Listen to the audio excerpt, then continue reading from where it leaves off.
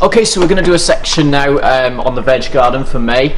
Another busy month actually in the veg garden, especially now looking around. There's so many different plants that we've got in now. It's time to get stuck in, really. Well, yeah. If you didn't get stuck in April, but yeah, lots of things to sow this month, or small plants to put out. We sell them in half dozens or 8s or 10s, and for a lot of people that's enough.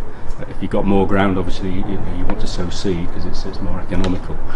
So lots of things can go in. Looking at tomatoes, we've got lots of tomatoes here at the moment. They still need to be in a greenhouse in the first part of May. Can't really go outside until the end or even into the beginning of June. But a lot of people are beginning to grow tomatoes for the first time. There is nothing better. The taste of tomato you just pick yourself from your garden is far superior to anything you get in a supermarket, and people are beginning to realise this. And there are two basic ways of growing tomatoes. This is a bush one. You simply plant it in a larger pot or in a hanging basket and let it grow. There's no pinching out. You'll get quite good crops off this, and there's a few varieties that will do that. This one is what they call a cordon tomato. It's grown up a cane or a string, and you do have to pinch out side shoots. I remember when I first started growing tomatoes, I'd read about side shoots in the book. Hadn't got a clue what they really meant, but it is very easy.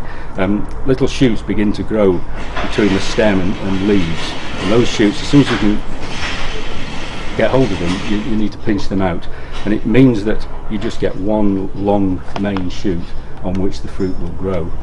If you let these side shoots grow, it becomes a tangled mass, and you get much less fruit. So it's not rocket science, but there are one or two things to do with tomatoes. There are lots of different ways to grow them as well these days.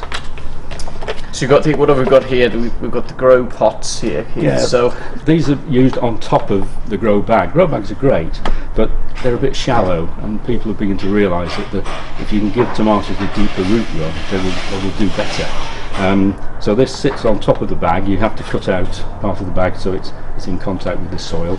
You put extra soil in the middle, plant the tomato in the middle, and feed it there. Feed in the middle, but extra water you put around the edge. It just is a good way of getting the food to the feeder roots, which are right around the stem, and also making sure that it never runs out of water. Tomatoes, if you overwater them, they don't like it. If you underwater them, they're not happy. So you've got to try and keep the watering very even, and that helps you do it. And the other thing we've got here now is this grow bag waterer.